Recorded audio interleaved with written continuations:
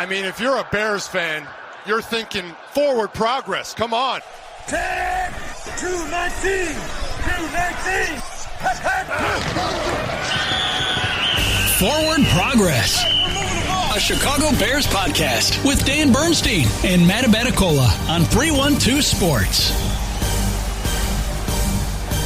We are awarding you Forward Progress on 312 Sports, and we are brought to you by Gordanos, celebrating Chicago sports moments, big and small. And this week, it's the MV Pizza that is the real MVP as Gordanos celebrates Derrick Rose's jersey retirement. Order yours now at Gordanos.com. Dan Bernstein, Matt Abaticola. The Bears are out, and we are processing is what we're doing as everything is spinning in the NFL. We've got 4 teams left and more coaching vacancies, which means a lot more assistant coaching vacancies. More than it's like a third of the league right now. Do we have 10 openings? There are 10 openings. Well, no, there were. There were 10. Yes, there were 10 because John Harbaugh is now the king in New York. And Kevin Stefanski is now in Atlanta. So there's 8 left open, I believe. Amazing. With all this, and for that sort of tectonic news to hit, that it was incredible to me that before that Buffalo game started, my cousin asked me, he goes, "Isn't this the 10th year for McDermott?" I'm like, "No, there's no way. Yeah. There's no way." And it's like 9 seasons. That way you talk about going by in a blink, and I guess they're tired of losing in the playoffs. Yeah, I mentioned that after the game was over, that his 9th season, and then the fact that the Bills were 0-6 in overtime during that stretch, and just not winning those big games or those close games. Just kind of put it out there as if, I wonder if they would, and they sure enough did today. So announced that Sean McDermott fired from the Buffalo Bills head coaching job. So that would make the, as we just mentioned, the 8th opening as the 2 were filled. Were you surprised that Stefanski went to Atlanta?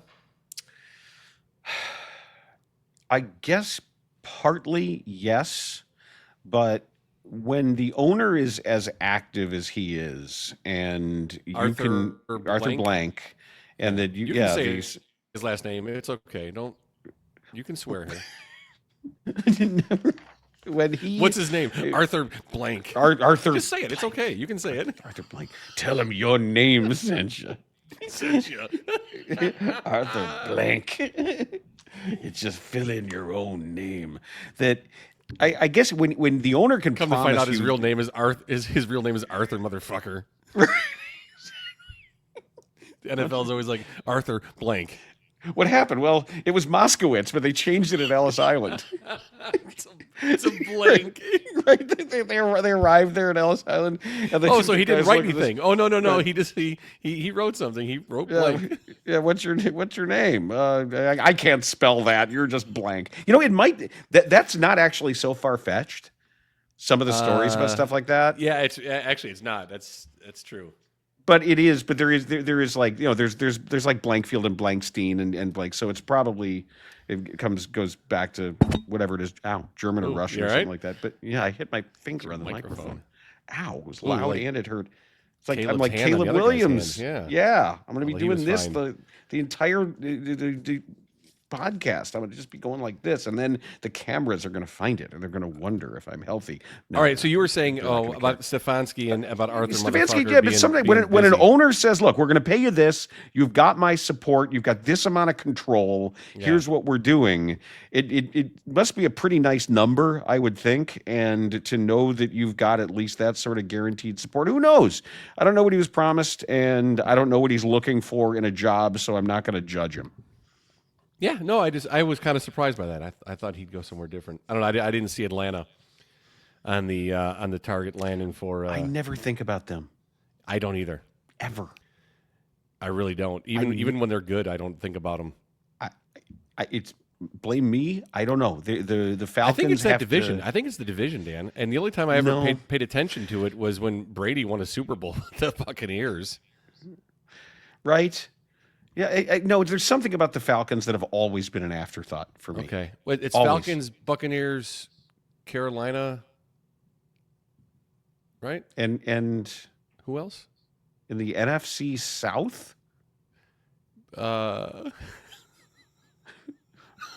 Saints. Oh, yeah, Saints. Yep. The Aints. That's right. Okay. Right. Oh, boy. Yeah, you Nicely get rid of done. That whole division. Yeah, right? Yeah. Do we really need them? Anybody No. care? Yeah. No, I don't think so. Probably not. It's a bittersweet day, as we talked about already on DBU, just that the Bears are done. And now we go back and kind of look at each other and say, what was all that? What exactly was all that other than just a whirlwind of entertainment? You mean the season? Yeah. Yeah, I know. The whole thing. And all just I was looking at a list that somebody sent me trying to rank the Caleb throws. Okay. And just not only where they were this year, but where they would fit in like all-time Bears passes. If you think about it, let's just say what we know we've got a short list of the Kmet touchdown yesterday. Yep, the 4th and 8 to Rome. There's the Jade Walker tying touchdown in week 16. Yep. The back of the end zone one. There's the DJ Moore overtime game winner in that game. Or the DJ Moore touchdown against the Browns. Okay, that's 5. Don't forget, I think, wasn't it the Minnesota game where there was that right on the sideline, that bullet to Rome Odunze? Yeah, that was the first drive, right? First drive, so that's 7. And then there was the game winner to Loveland, which was more a Loveland play than it was about the throw. But if we're not talking about the entire play, just the throw itself, it's amazing that if you're talking about like the history of the Bears, how many other throws? Are there any Jay Cutler throws that you remember? Are there any that we should? This might be a topic for another time, but I mean, like off the top of your head, there were a couple great, Rex Grossman passes, bombs to Bernard Berrien or the touchdown to Muhsin Muhammad. I remember the Brian Greasy throw to Muhsin Muhammad at Philadelphia that caused them to have to, Ron Turner got mad and Brian Greasy had to come out and apologize for saying that he called the play. But that's why I remember it. Right. Yeah, but here's the thing, though. While those were great throws, and you could, there's some Cutler highlights as well. You mentioned Grossman, and those are football plays that football quarterbacks make. You know what I mean? Yeah. Like the stuff that Caleb was doing, there aren't many people in the history of the game in that position that could have done what he did, if anybody else. Yeah, and even when the Bears were great, there aren't a lot of Jim McMahon throws. You go, oh my God, what did he do right there? Even like the McKinnon touchdown, sure, or sure that when he came off the bench from the injury at Minnesota on the Thursday nighter, yeah, that was more about the story of him coming into the game. It wasn't, holy crap, look at that throw. So there really weren't those that we talked about in the same way. And even like Avellini to Greg Latta in 77 to beat the Chiefs. Yeah, because even if you look at some of the McMahon throws, they're not throws that Steve Fuller or Mike Tomczak couldn't have made. Fuller and Tomczak are pretty bad. Well, Tomczak was awful. Yeah, but still, I mean, they could thw a fucking football. We're not talking about anything extraordinary. They could. They won games. Come on. Well, different things. I know, but still. It wasn't like they were completely incompetent with no arm. Well, then you think Jim McMahon was that special? Because I don't. No. Okay, no, well, not that's at all I'm all. saying. I mean, I don't think any of them gap, were any good. I think the gap isn't that great. That's all I'm saying. No, it's probably not. But I don't. Yeah. I really don't think any of them were that good. No, that was part of the problem. Weren't. Even Flutie or God, if they had half a quarterback. Yep. From like 1982 to 1989. Even like the Jim Harbaugh throws. I remember, was it 13 wing jet was the one that they threw to Tom Waddle a couple times to win games late. See, but with Harbaugh, it's durability and his heart and his effort. You don't remember him as a first. No, and I remember the throw to Cap Boso at the Jets Monday night game when Boso came up with half the turf in his helmet. I remember that more than I remember the actual throw.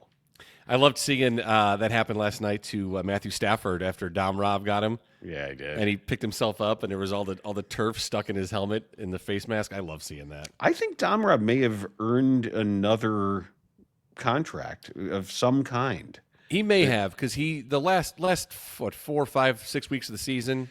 Yep. He played pretty well coming off that concussion. So.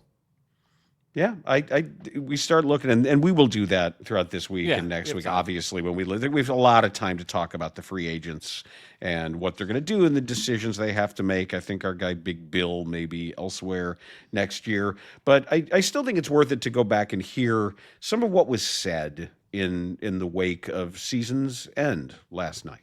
You want to start with Ben Johnson, or you want to hear Caleb Williams first? I want to start with your editorial judgment leading the way. All right, this is Ben Johnson, and he was asked about the decision to move Tooney to left tackle. Yeah, I mean, a big part of that was predicated on you get going in the tape, and you see a guy like Verse on their side, and the type of rusher that he is. He's very powerful. He's very violent. He was that way coming out of college, and that's translated to the NFL, and it showed up all over the tape where he's taking tackles and just back on the quarterback's lap, and we wanted to we just thought Joe had a great anchor, and he was going to be able to help us in that regard. And so credit to him. Of course, he's done it, and he's willing to do whatever is necessary to help the team win. So got a great group like that. Yep, thank you.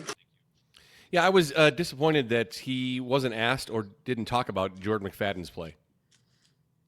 Because the guy just kind of came out of nowhere. Right, I thought it was going to be Luke Newman. Yeah, I never thought I would say I was disappointed not to hear about Jordan McFadden, but I thought he played well. And as far as Joe, no idea who he was. I didn't. It's funny. The game was starting, and both Jackson and Hank were on the couch next to me, and simultaneously, who the hell is Jordan McFadden? Yep. And I was like, join the club. He's a guy, and he's playing. And then when I saw his background, drafted by the Chargers 2 years ago, and they've had nothing but offensive line issues, and I was like, oh, this isn't good. Why would they dump a guy they draft, and then their old line is his injuries and issues? But anyway, I thought Joe Tooney, obviously, and I would not surprise at all, played great at left tackle. There was one play that stands out where he missed an assignment, but that was about it. And I thought he did a great job, like Ben Johnson said. One thing I will take up arms for on Chris Collinsworth, calling Darnell Wright the best player on the offensive line. He may be the most athletic, but he's not the best player on the O-line. He's a very good player. Very not good, a great player. But the best player in your O-line was your all-pro guard that went to left tackle, Chris. So maybe keep that in mind. Here's Ben Johnson. He was asked about the Caleb Williams interception that ended the game. I'll have to see it. I stand behind the defense a little bit, so I did see space. I saw grass. And then the guy, I didn't see that defender from my perspective, and so I'll have to see it. But I did think as the play was going on, I was like, oh crap, we got something. But great play by that player. Since we left you last night, yes, sir. I have no further guidance on DJ Moore's effort, the assignment, the communication, that I thought by now we would know something. But everybody's saying, I got to see it, I got to watch it, I'm not sure. It sounds like the way Caleb describes it, there may have been a miscommunication, but it still doesn't excuse not running hard. So the explanation that Caleb gave, and actually I'll play that right now. So we just had that. This is Caleb on the interception. But from in the moment, saw the front side safety down, the front side of the concept, ended up getting hemmed up a little bit, and so moved on and had DJ going over top over all of it. Just a miscommunication between him and I. Tried to flatten him off under the safety, and he kept it vertical from what I saw on obviously in the moment. All right, so I wanted an explanation. I got an explanation from the quarterback. I don't think he's sticking up or covering for DJ Moore. There was a miscommunication. DJ was taking the route deeper where Caleb flattened it off. I saw that again, watched it again. That makes sense. But what you cannot excuse, and you'll never give me a good explanation for it, is his effort to stop. Yep. Like whatever the assignment is, there is no assignment that calls for you to stop. Right. Or to slow down, or to pick up your body and just get straight up and down and just kind of jog to the motion. So there was a miscommunication. Had he continued going flat in his full speed, he catches that ball. If he goes deeper in the route and continues running his full speed like he did as far as going deeper in the route, he can actually contend the interception by curl. But because he gave up on the route, neither one of those things are possible of happening. There was no way to catch the ball. There was no way to become defender without running full speed, and he slowed down and gave up on the route, period. And what I hope is understood is that the tracking software and the cameras, as you know by looking at next-gen stats, right, that the actual speed at which you are moving in a football game now, in an NFL game, is not subjective. It's not where we're looking at tape and we're going to say, all right, well, it looks like he slowed down here. What the teams have compiled are, for each player, exactly how fast you are expected to be running. When a scout said, accelerates well out of his brakes, it used to just be that's a scouting opinion. And now they can go and actually, you're right. You see, like he's up to this speed in this time over this space. And there's no subjectivity where you can go and say, hey, look, DJ, we've run this play in practice X number of times. This is your expected speed at this point. This is your expected speed at this point. This is the standard to which we hold a player. And especially on the backside of a play when you're not expecting to get the ball. Right. And you've got to sell it. And you'll get a loaf, however a team wants to, whatever they want to call it. Somebody in your positional meeting is going to say the reason the safety is still too close to the intended target is you didn't run hard enough on the backside. You didn't run hard enough to pull this guy away. All of these route concepts need that. And some coach in that building right now can tell you exactly what went wrong. We don't know yet. Caleb didn't really tell you. Ben Johnson didn't really tell us. We'll find out at some point. Somebody is going to explain what went wrong there. Right, and even to your point that if they're not saying, hey, your expected speed at this point of the route or out of your break or here is supposed to be here, even if they don't do that to that detail, they can say, all right, you were running at this speed, and then as you broke and you were running towards the point of target, your speed slowed down to this. Why? Mm-hmm. And make him answer the question. And it's because it's clear to see, dude. You don't have to see a measured speed to see that his body gave up on the route. Period. Mm-hmm. And again, without running the route at the speed he's required or expected to run, he's not able to be defender nor able to make a catch. Depending on you take out the miscommunication. And if he runs that underneath route like Caleb expected, he catches that ball, and the Bears probably kick a field goal and they win the game. If he runs the route and continues his speed in a deeper route, he's able to contend at least what curl does, where he is uninhibited in making a diving play for a ball that ends the Bears season. It's just unacceptable, whatever it is. Miscommunication happens. Lack of effort should never happen. And I was so tired too, Dan, and I screamed at the TV about this too, because they kept talking about effort and how tired these guys are, and it's the fourth quarter, and they're so tired, and it's overtime, and I heard it in the Patriots game too. It's like, well, they had the bye week, and that's why the bye week is going to give them more energy. Fuck that, man. These are professional athletes playing for their lives, not literally, but they're playing for their season lives right here. You don't go in and ask any one of those guys if they're tired. I understand. Oh, I'm too tired. Yeah. I can't play. I'm too tired. Fuck that. They don't think about being tired. No, there's a difference between if you're going slow because you're hurt. Right. That's different. One thing. And I will say lack of effort is never acceptable. There are times I have seen it before in a multi-overtime basketball game that is using a little different energy system, and I have certainly seen it in playoff hockey where you get into these ridiculous multi-overtime playoff hockey games where they're shift after shift after shift, and you can see tired legs and just know it. Yeah, you're right. In football, I can see somebody get bruised and battered and beaten down with the people that play heavy snaps. But as far as the actual cardiovascular conditioning, come on, I don't buy it because it's not hot. It's not, and you have more time between plays where you're not being active and running than you do during the length of an actual play itself. You're talking about seconds compared to well over minutes, sometimes minutes at a time. And how many times does he run off the field and go get on the sideline, which is fine. There's a rotation for it. But I don't want to hear about guys are tired. I mean, a guy's never going to say, I was just too tired to compete in the fourth quarter. I was too tired to compete in overtime. I mean, you could be a weekend warrior playing like pickup basketball. You're not going to quit, jump out after 3 games and be like, I can't keep going, guys. I'm too tired. No, you're competitive. You keep going. I don't want to hear that. I was so tired of hearing it last night. You were tired. You just said you were tired of hearing it. I was tired of hearing it. I wasn't physically so tired. You're a hypocrite. No, you're tired of hearing it. I was able to keep complaining about it, though, Dan. That's the difference. I had the energy to complain. You dug down eating deep. My taquitos. You dug down deep and found that extra reserve of energy you didn't know you had to keep complaining, to be there when you're needed. It was for my your taquitos teammates. And my green salsa. That's what got me over the edge. You made taquitos, like your own, like from scratch? Oh, no, the frozen Jose Olé brand. They're the Jose best. Olé taquitos. Yeah, they make beef taquitos, and then there's little mini tacos. Oh, so good. What's the difference between a mini taco and a taquito other than shape? Well, a mini taco is like a mini taco, and then a taquito is like a larger flour tortilla that's filled and then rolled. Okay, so it's shape.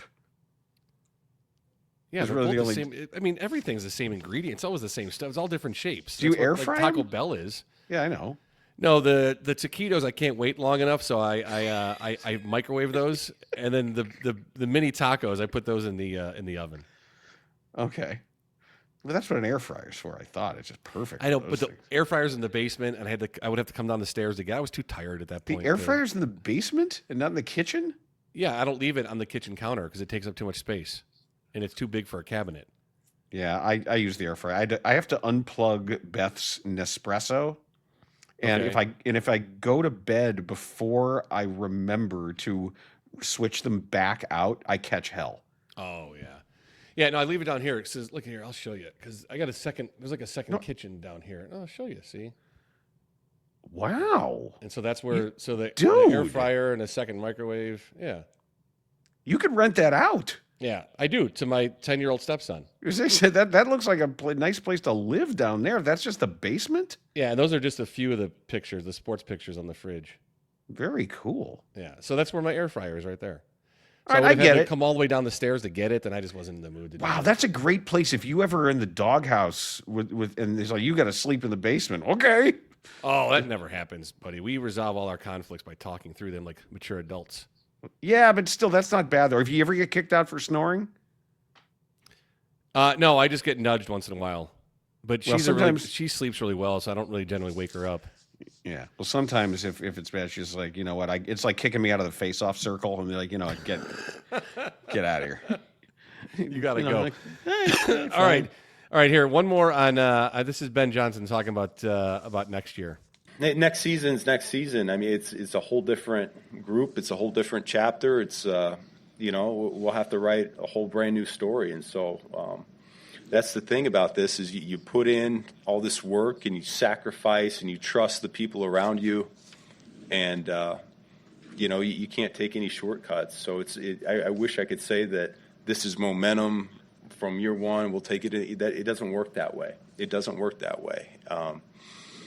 And I honestly, I don't even want to talk about next year yet. There'll be a time and a place for it, but we're still hurting. We had a great opportunity here this year to make a name for ourselves, and I'm proud that we were able to get to this point, and still disappointed that we fell short. Good for him. That's well said. That's well said. And because I also think part of that is to give ownership and agency to everybody on this team. And if he were to just say, well, we'll do this and we'll do that, and we know that he's in charge of the Bears.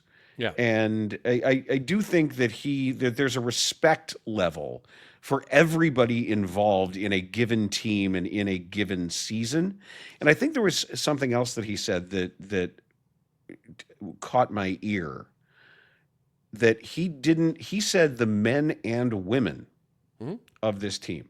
Yeah.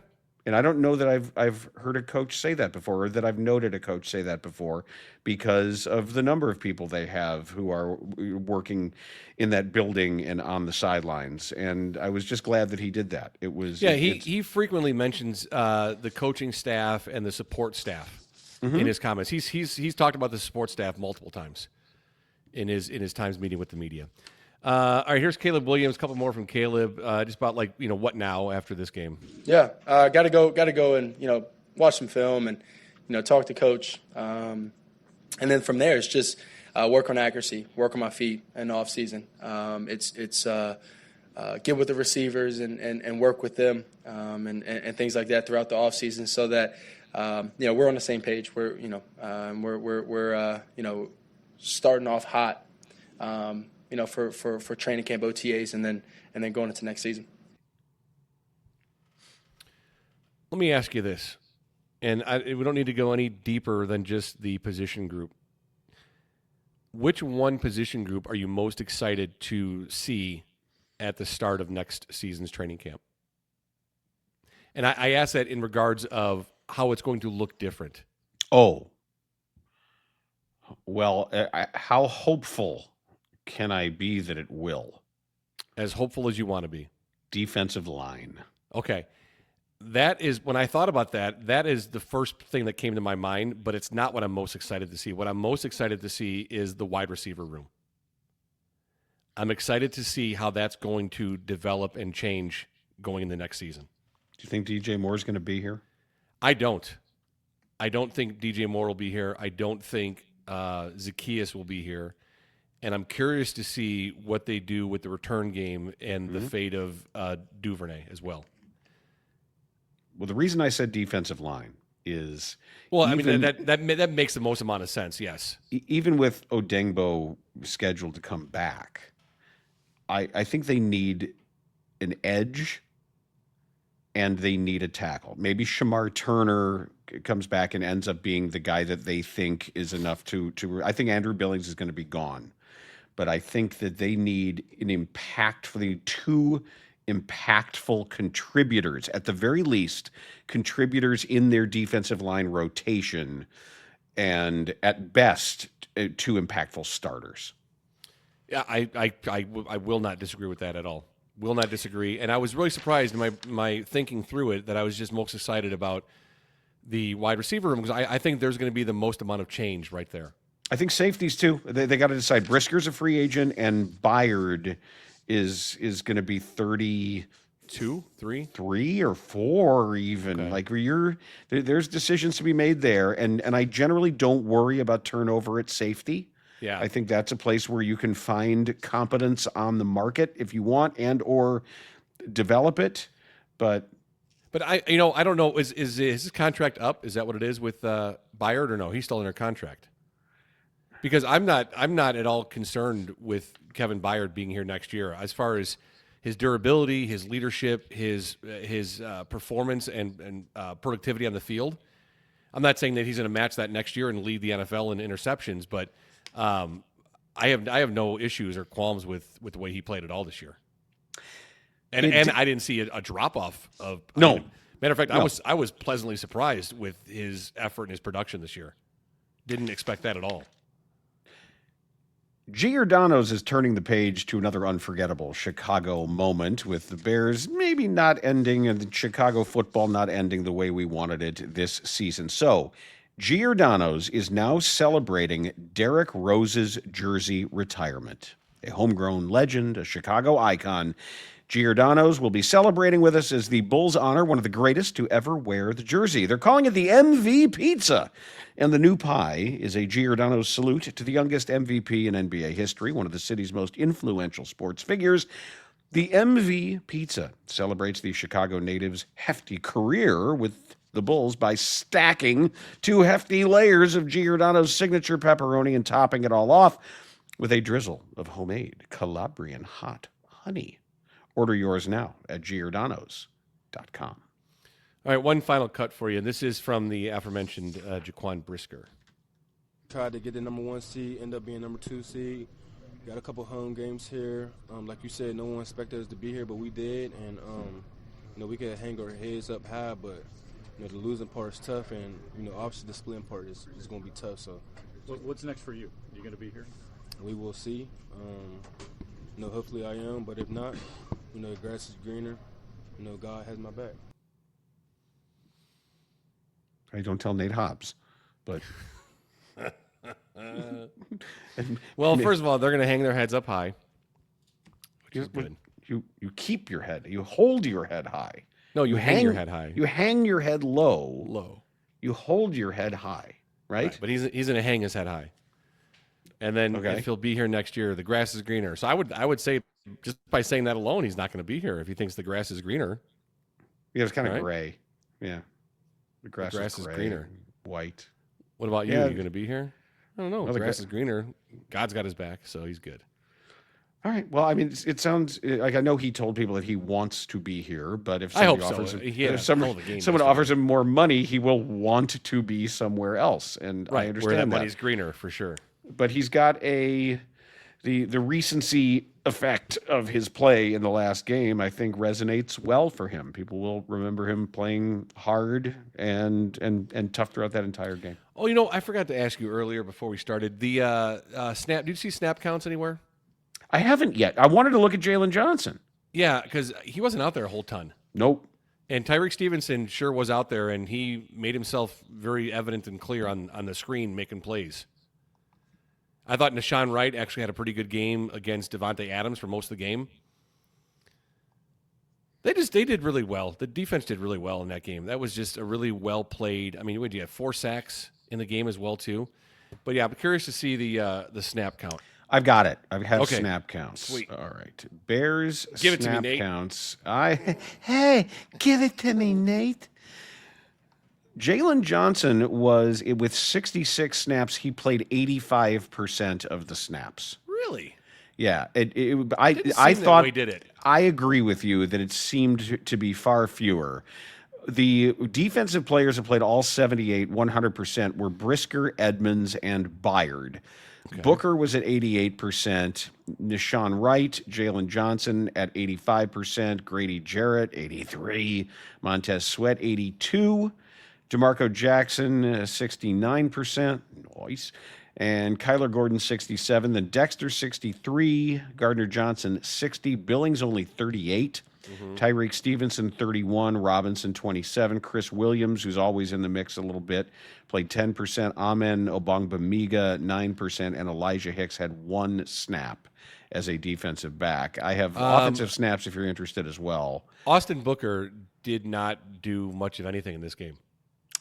No, and did you see he took a big rip, too, that fine that he got for the helmet-to-helmet last week? Oh, another one, yeah, for sure. Yeah, it was like a $50,000 rip. Oh, yeah, it's like his third one. Yeah, some crazy number because of where he positions his helmet. Not good. The only number on the offensive side that jumps out at me is Luther Burden at 53%, which, I don't know, that he's by far their most electric playmaker. The ball, man, he can make people miss. It's great. Oh, yeah. Without a doubt. Fun to watch. He is. And then the concussion confirmed for Colson Loveland as well, which is just so unfortunate that's how his season ends and that game ends for him was awful. Not just for him, the timing.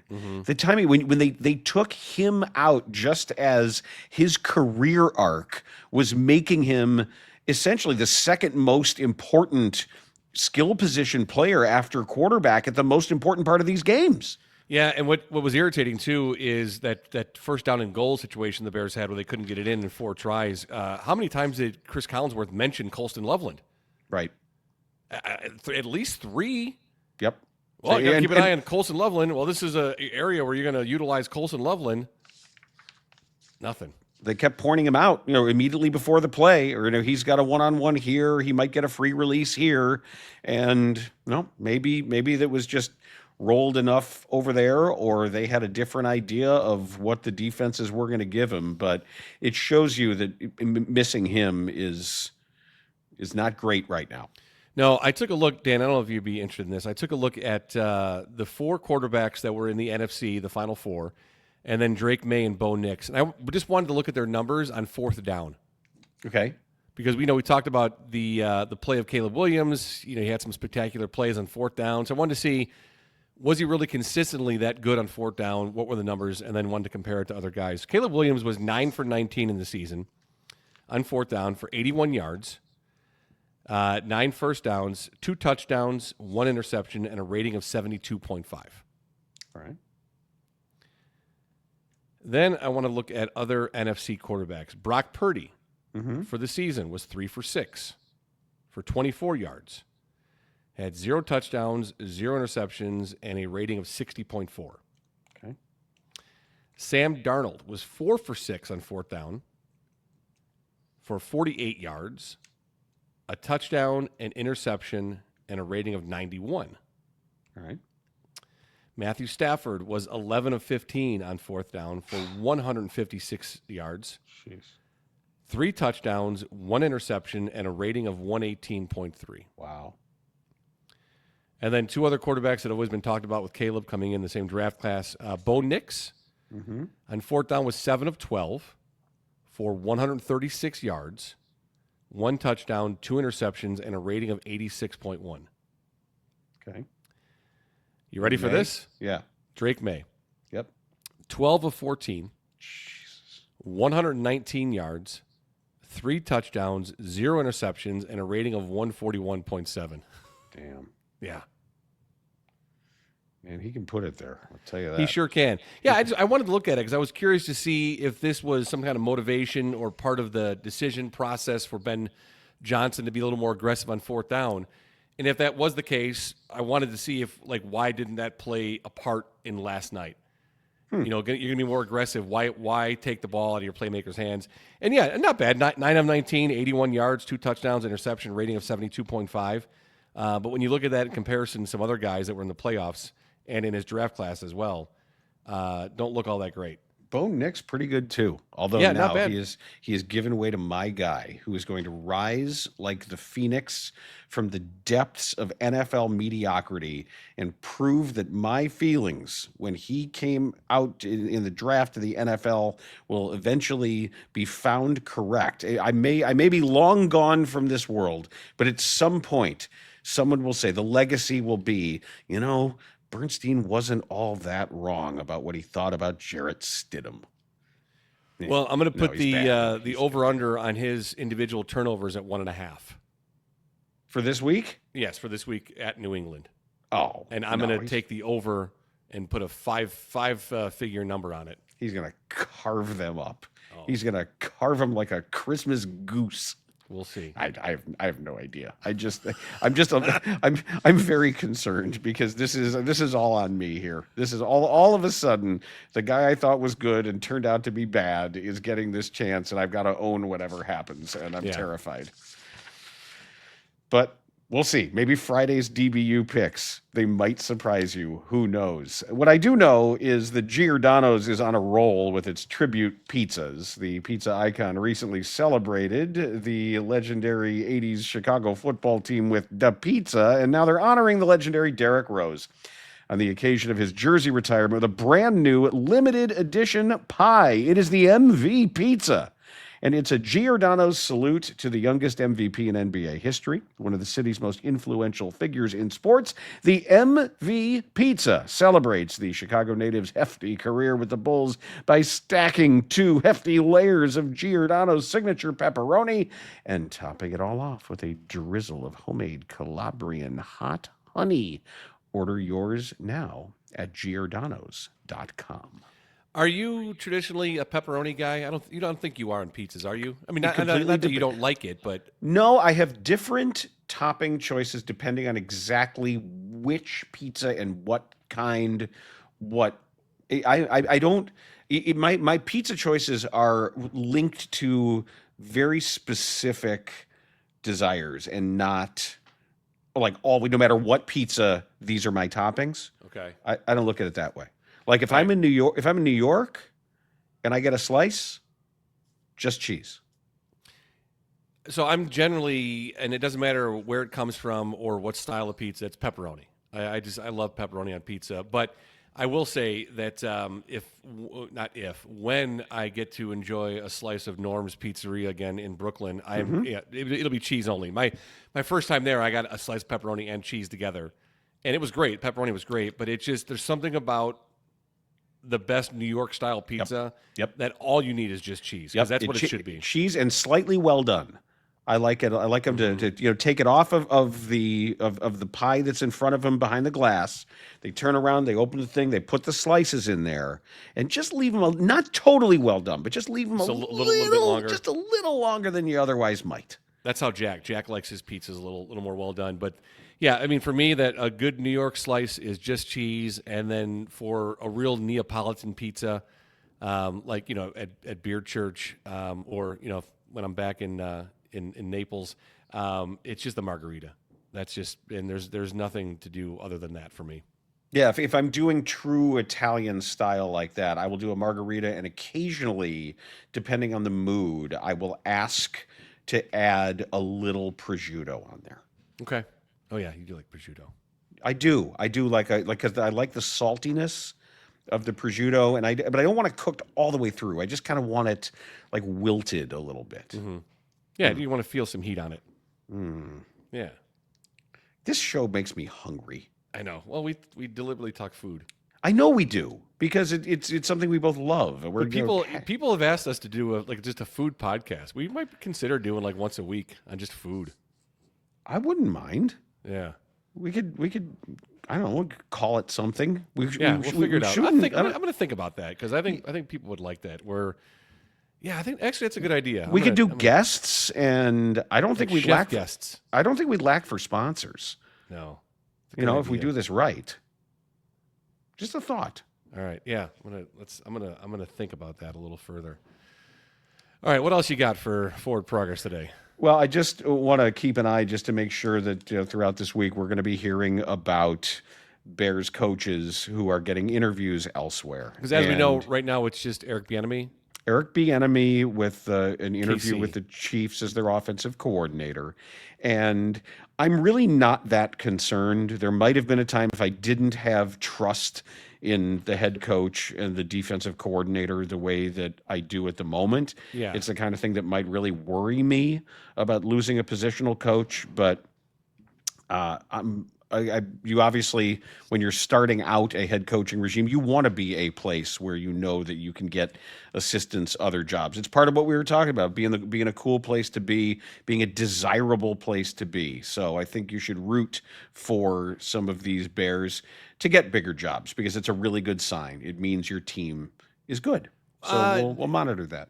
Did something happen with Matt Nagy? Did I miss that? He's being interviewed everywhere. Okay. He's been on some short lists. Isn't he the OC? Under Reed, I mean... But is that his title? I thought he had some elevated title, like passing game coordinator, special assistant, I had to look it up, because I thought he was the OC, and it's like you're interviewing guys, and he hasn't left yet, so... I don't know. Okay. I don't know. So, I mean, maybe Nagy said, I'm leaving regardless, so who knows? Could be. I mean, I wish him the best, and maybe he's learned from his experiences here and is ready to take the league by storm. Well, I doubt it. Speaking of that, have you seen the interview he did where players from his first time around as a head coach, I was with the Bears, were given like a survey, and like the responses were read back to him during this interview? It was just recently happened. Like, hey. Like, oh yeah, and it was talking about his strengths and his weaknesses. It was really cool. It was really cool to see him being vulnerable and open up to it, and like one of the things was talking about delegating and how he didn't delegate enough. And then the reporter was like, what's your response on that? And he's like, yeah, absolutely. It's just, he was really, I think the self-awareness really came through, and the reflection upon his first time. Good for him. And I don't know if it'll translate into being more successful as a head coach. He had a nice start with the Bears, but I think it all hinges on the quarterback. But yeah, we'll see what happens with Matt Nagy. But I thought he was the OC, and I just thought that was weird that they're interviewing a guy for someone who has that job, but maybe it's a different title. So I have a little note here from our guy Kevin Fishbane, who says that the Pro Football Writers Association has put out their All-Pro team, and there are 2 Bears who have made Pro Football Writers Association All-Pro. not Joe Tooney. Joe Tooney at guard, and Kevin Byard. I was going to say Kevin Byard might at safety. Yeah. So obviously both have also made the PFWA All NFC team, as did Drew Dahlman. Drew Dahlman named PFWA All NFC. So nice. Congratulations to him. And that's going to do it for this edition of Forward Progress on 312 Sports, brought to you by Gordanos, celebrating Chicago sports moments, big and small. And this week, the MV Pizza can be yours to celebrate Derrick Rose's jersey retirement. Order yours now at Gordanos.com. Forward progress has stopped. 10, 219, 219. Forward Progress, a Chicago Bears podcast with Dan Bernstein and Matt Abatacola on 312 Sports.